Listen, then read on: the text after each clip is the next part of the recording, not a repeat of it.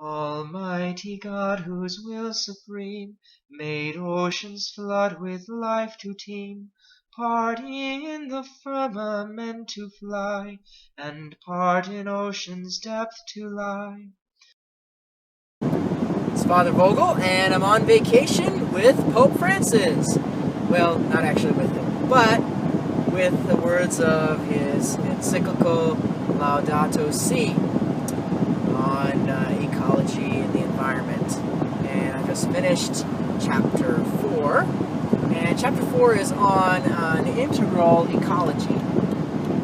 And as I mentioned in the last video, in order to really answer the deepest questions and really solve the different ecological problems that our world faces, is that you really have to have this really broad view. You have to come at it from many different angles and take lots of different things into account. So in this chapter, he looks at varying areas that we have to make sure we pay attention to, that we respect, if we're going to really have a proper ecology.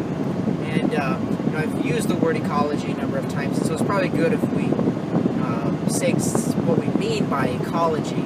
Ecology has to do with living organisms and their relationship with the environment in which they live in. So, thus, we have things about the environment and how do we protect it? How do we prevent it from being misused?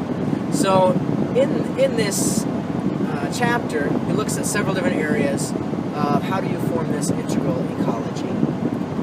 And so, in the first area, he makes the point that if we're coming up with an ecology of the environment, we also have to pay attention both to economics and also the social realm.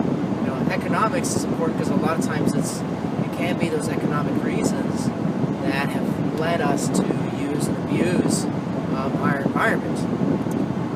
Social, it's important because that takes into account relationships that we have. And in fact, I'm not going to go into too many details of some of the examples that he gives in these areas, but when it comes to social, he talks about how it's important to honor relationships. And in fact, those relationships really can even help us when maybe our environment is lacking in something that is needed. So then the next area has to do with culture, cultural ecology. So we have to respect different cultures of different people. So, for example, a certain group of native people who have historically had this land, we want to help preserve that, as well as if we're trying to help maybe update housing within for a certain society. We just don't want to replace it with buildings that are economic and ecologically friendly, but also must reflect the culture that we want to preserve. That's an important aspect of ecology as well, the environment in which they live. Then daily use is another area, and so daily use has to do with really those practical things that we do day to day. Another area has to do with the common good, that we want to pay attention to everyone. Remember, that's a problem. It's this selfishness or anthropocentrism that we have. But we want to pay attention to the whole common good, and especially the poor.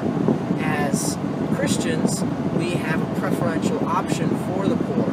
We always want to help and respect them. So they're a very important part when we're dealing with these environmental, ecological questions.